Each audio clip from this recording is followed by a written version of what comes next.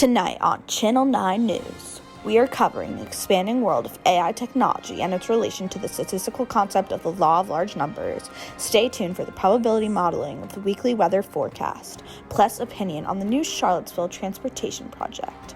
Later, the breakdown of the normal distribution of the U.S. income. The Channel 9 News at 6 starts now. I'm Carson Crenshaw, alongside Sarah Rice, and this is Channel 9 News at 6.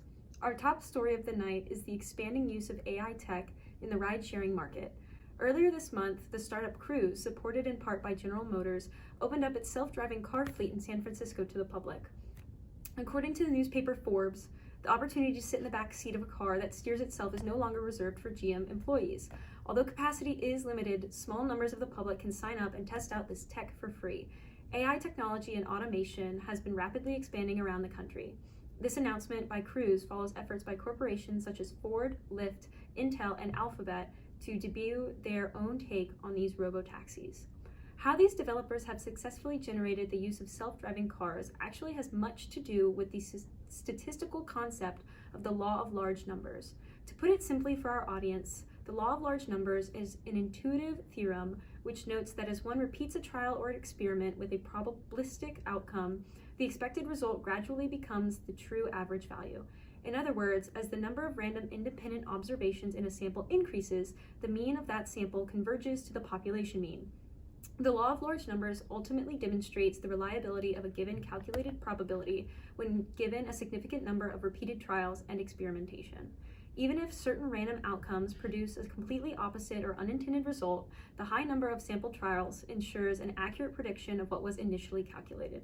In other words, the law of large numbers is fundamental to data analysis, both in the accumulation and gathering of data, as well as the parsing of information in order to arrive at precise conclusions. The relationship between the law of large numbers and artificial intelligence is apparent in the necessity of AI working with data in order to complete tasks that a human could. It is in this regard that the system should arrive at its most logical interpretation using all available relevant information. AI development for self-driving vehicles takes the law of large numbers by parsing and collecting data from users, building a model based on billions of miles to train AI neural networks. Car mileage data is averaged to plot out and optimize paths and driving policies. Additionally, recording video and images are analyzed by AI so that it will be able to predict visual elements with a reliable rate of probability. All of this data, along with that involving the driving decisions of other cars, is averaged to help the AI make better predictions of what other drivers are most likely to do in the near future. The basic structure of machine learning AI is precisely what the law of large numbers represents as a mathematical theorem, only translated in a more operative format. There are, of course, variations to the exact information given, as well as its practical applications, but the core concept remains consistent. In understanding the emergence of AI technology with the law of large numbers, I will warn our viewers today against the common misconception of the law of averages. Derived from the law of large numbers, the law of averages is a misconception that probability occurs within a small number of consecutive experiments, so they are then assumed to average out sooner rather than later. In other words, this fallacy reflects bad statistics or wishful thinking rather than any mathematical principle. This misconception falls under the assumption that unnatural short-term balance must occur in which most future events are likely to balance out any past deviation from a presumed average. Engineers and researchers behind AI of the self-driving taxis are aware of this false phenomenon and are careful to utilize large samples of data in order to ensure the safety and performance of the robo-taxis. The resolution of the law of averages and the adherence to the law of large numbers is illustrated in the success of self-driving vehicles in our everyday streets. What a world we live in. Very futuristic. We will now turn to our local weather report with Vanessa Rossi. I'm expecting it to rain tomorrow, according to some statistical concepts. Although we've been receiving some backlash from our viewers that our probabilities are not accurate.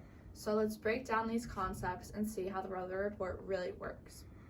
Two events, A and B, are disjoint if they have no outcomes in common and can never happen together, meaning that it raining and it not raining are two disjoint events.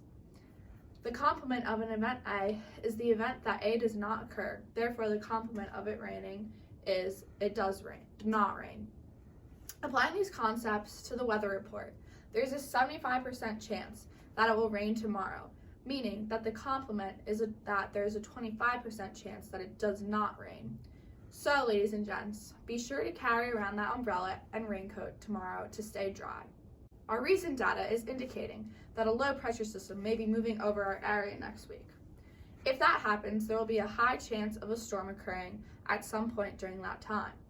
It looks like the probability of a low pressure system coming this way is 65%, and the probability of a storm occurring, given that there is a low pressure system in that area, is 30%. By the general multiplication rule of statistics, this means that there is a 19.5% chance that the intersection of both of these events occur. That's all we have for the weather today. Back to you guys. Thank you, Vanessa, for that report. From weather, we turn to local developments in our community. City leaders have begun working on a new transportation project for the Charlottesville area. Abigail Abramson has more on the story out in the field. Abigail? Charlottesville recently implemented a new public works project hoping to extend the bus system throughout the city. Officials plotted 4 new bus stop locations in various points throughout the city, greatly increasing accessibility and convenience for citizens in more areas. However, they still largely excluded the northern limits of the city. This project was very promising and was projected to provide service to and improve the public transportation experience of many citizens in the Charlottesville area. Rivaling news network Channel 8 News recently published a survey investigating the efficacy of the city's new bus system, and the results were shocking. They published their findings with the overall consensus that citizens who took the bus found that their new system decreased efficiency and convenience, and they faced longer commute times than before. Findings such as these were shocking to viewers, especially for a project that promised such a positive effect, so we looked deeper to see how reliable their claim truly was. We found an alarming amount of bias in their process, especially their sampling. To start, the survey only referenced the opinions of 15 individuals, a sample size not remotely large enough to accurately represent the entire population of Charlottesville. Channel 8 should have spoken to many more people before making large generalizations such as this one. Secondly, Channel 8 solely interviewed people near their office location in the Meadows, a northern neighborhood of Charlottesville. As previously mentioned, the new bus system falls short in more northern areas of the city, with no new stops and few older ones. Therefore, many of the subjects had to walk further distances to reach the stops or make transfers, extending their commute time and not gaining the same efficiency as citizens located near new locations. Channel 8 collected a largely biased sample by convenience sampling and choosing subjects based on ease of access and promoting undercoverage by only representing one small group of the Charlottesville public instead of citizens from multiple different areas to collect a more representative group of responses from people with different experiences. Channel 8 misrepresented their claim and published a survey that was highly inaccurate and biased for all reasons I previously mentioned. Therefore, their conclusions are false and findings on the new public works project are not valid. Thank you again, Abigail. To finish off today's broadcast, we decided to do a small special report on global income distribution data. Economists often claim that income distribution in a society follows a normal distribution curve. In the United States, the mean income of households in 2020 was estimated by the U.S. Census Bureau to be $97,026. This should theoretically mean that by the empirical rule, 68% of all households' incomes in America should be within 1 standard deviation of the mean, and 95% of incomes should be within 2 standard deviations. However, in the United States, income distribution data is skewed to the right by the wealthiest of business tycoons. This means that the median income per household is actually much less than the mean. In fact, the median household income in 2020 was actually estimated at $67,521. One common misconception about analyzing data is that the mean is the best reference point to understand a quick overall summary of data, but the mean is not a resistant measure. This means it is greatly affected by outliers, often giving false impressions about the implications the data provides. For example, the typical person in the United States does not make close to $100,000 per year, but using the mean as the main point of reference can give off this impression. To correct for this misconception and provide a more accurate understanding of data, the median should be used rather than the mean to summarize the results. The median is not a resistant measure because outliers do not greatly affect the location of the middle points of the distribution. And that's our time for today, folks. I'm Carson Crenshaw here with Sarah Rice. Thanks for listening to today's broadcast, and we will be back tomorrow morning.